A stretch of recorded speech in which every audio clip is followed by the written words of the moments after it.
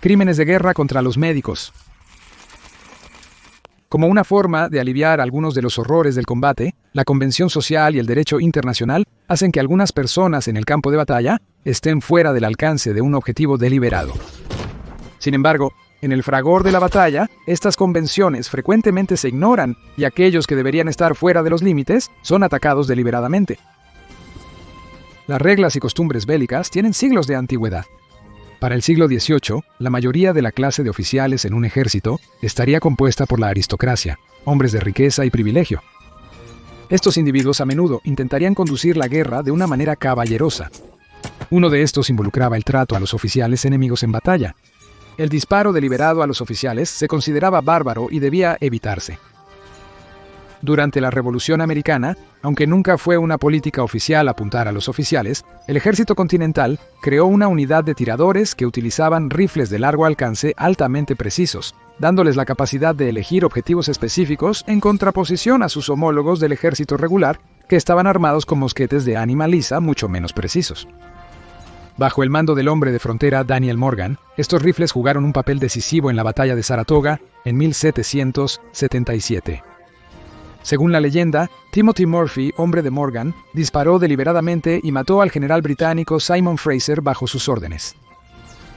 Los otros hombres de Morgan también apuntaron a otros oficiales y artilleros, sumiendo el avance británico en confusión, lo que permitió al ejército continental ganar la batalla. Exactamente lo que sucedió es un poco vago, pero Fraser y los otros oficiales fueron definitivamente el objetivo de los francotiradores americanos, dando al ejército continental una ventaja decisiva. Aunque nunca hubo una política oficial para apuntar a tales individuos, aquellos con los medios para hacerlo estaban más que dispuestos a buscar oficiales para una atención especial, sin importar cuán bárbaro pueda parecer.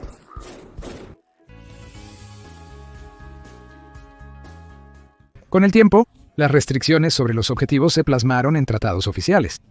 Una de las restricciones más prominentes es la prohibición de los médicos y el personal médico como objetivos legítimos.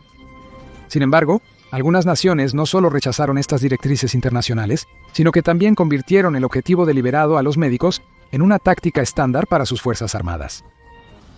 Dos tratados que rigen la conducta de los soldados en el campo de batalla son la Convención de La Haya y la Convención de Ginebra. Este último es una serie de acuerdos que se remontan a 1864, que regulaban la conducta de los soldados en el campo de batalla. Fue actualizado en 1906, 1929 y más recientemente en 1947. Aunque se han hecho adiciones y el texto exacto del tratado ha cambiado a lo largo de los años, cualquier ataque deliberado a un médico o personal médico o cualquier obstáculo innecesario en el desempeño de sus deberes se considera un crimen de guerra y puede ser procesado en consecuencia. Además, no se debe tomar a los médicos como prisioneros de guerra. Si uno es capturado, debe ser devuelto a las líneas amigas tan pronto como sea práctico, y no se debe hacer ninguna distinción entre el personal médico militar y los civiles. El personal médico auxiliar temporal, como los camilleros y aquellos que transportan soldados heridos o enfermos, también se consideran no combatientes mientras realizan sus deberes y se les da la misma consideración que a los médicos designados. Se permite a los médicos llevar armas para su protección personal o para defender a los heridos bajo su cuidado sin perder su estatus de no combatiente. Sin embargo, si el médico participa en combate ofensivo junto a otros soldados, perdería su inmunidad y sería tratado como cualquier otro soldado. Durante la Segunda Guerra Mundial, la mayoría de los médicos no portaban armas, aunque hubo excepciones. Para asegurar que estos personales sean fácilmente identificados para garantizar su estatus protegido, muchas naciones los marcarían con símbolos especiales, más a menudo una cruz roja sobre un fondo blanco. Este símbolo se mostraría en tiendas de campaña, vehículos, así como en cascos y brazaletes, como un rápido recordatorio visual del estatus especial del portador. Durante la Segunda Guerra Mundial, la mayoría de las grandes potencias eran signatarias de las convenciones, incluyendo los Estados Unidos, Gran Bretaña y Alemania. Generalmente, estas naciones respetaban a los médicos y evitaban dispararles a propósito mientras atendían heridos. Hubo algunas excepciones a esto. Por ejemplo, algunas unidades de las SS intencionalmente herían a soldados enemigos. Cuando la ayuda médica llegaba al lugar para tratar al herido, el soldado de las SS dispararía al médico, con la esperanza de matarlo. también hay incidentes de soldados aliados disparando a personal médico alemán en violaciones claras y deliberadas de las convenciones de La Haya y Ginebra. Aunque hay muchos ejemplos de esto ocurriendo en ambos lados, en su mayoría, se respetaba el estatus de no combatiente de los médicos en el frente occidental. Los médicos solían tratar a soldados de ambos bandos. Por ejemplo, 2 médicos estadounidenses usaron una iglesia francesa como puesto de socorro el día D de 1944. Los soldados heridos de ambos bandos fueron tratados por igual. La única restricción era que todos los pacientes tenían que dejar sus armas afuera. Las vidas de soldados, tanto americanos como alemanes, fueron salvadas gracias a su intervención. En el frente oriental, la situación era completamente diferente. La Unión Soviética no firmó la Convención de Ginebra y las convenciones de La Haya fueron firmadas por Rusia en 1899 y 1907, sin que la Unión Soviética nunca confirmara su estatus de signatario, lo que proporcionó la justificación para el maltrato nazi tanto a prisioneros como a personal médico. Cuando estaban en combate, los médicos eran tratados como cualquier otro soldado y serían eliminados sin dudarlo. Si un médico soviético era capturado, sería enviado a un campo de prisioneros de guerra como cualquier otro soldado. Las condiciones en estos campos eran horrendas. El régimen nazi alimentó deliberadamente de forma insuficiente a los prisioneros de guerra soviéticos.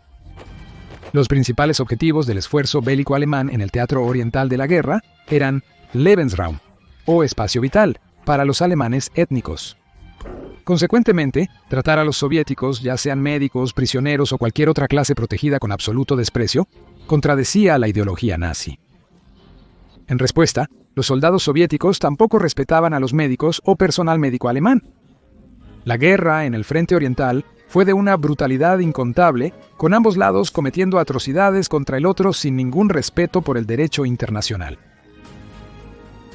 En el teatro de guerra del Pacífico, otro ejército también priorizaría el asesinato de médicos. A medida que los Estados Unidos y otras potencias aliadas llevaban a cabo su campaña de salto de isla en isla, pronto quedó claro que el estatus de no combatiente otorgado a aquellos en campos médicos no era aplicable. Aunque el Imperio de Japón firmó la Convención de La Haya en 1907 y también firmó la Convención de Ginebra de 1929, pero no la ratificó, el liderazgo japonés creía que mantener el tratado alentaría a los estadounidenses a bombardear las ciudades japonesas, ya que cualquier aviador capturado sería tratado como un prisionero de guerra legítimo en lugar de un criminal de guerra, que era lo que los japoneses consideraban que eran. Como resultado, se ignoraron las disposiciones de las convenciones. En la campaña, muchos médicos se encontraron siendo el objeto de especial atención por parte de sus enemigos japoneses.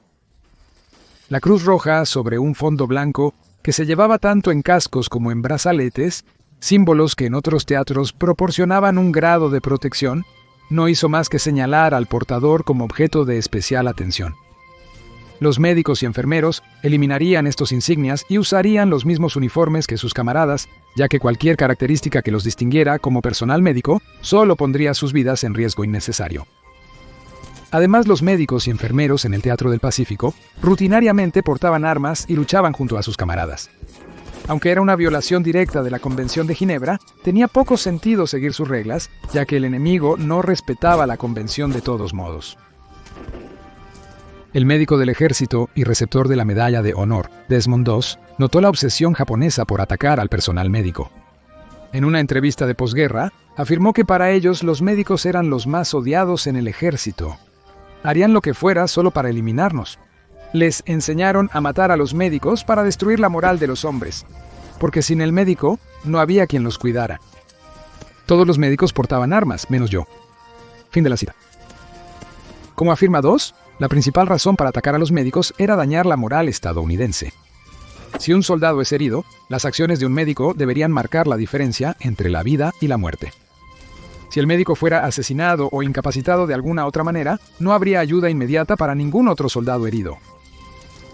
Durante siglos, la designación de objetivos legítimos e ilegítimos se ha aplicado tanto como una convención social como tratados informales.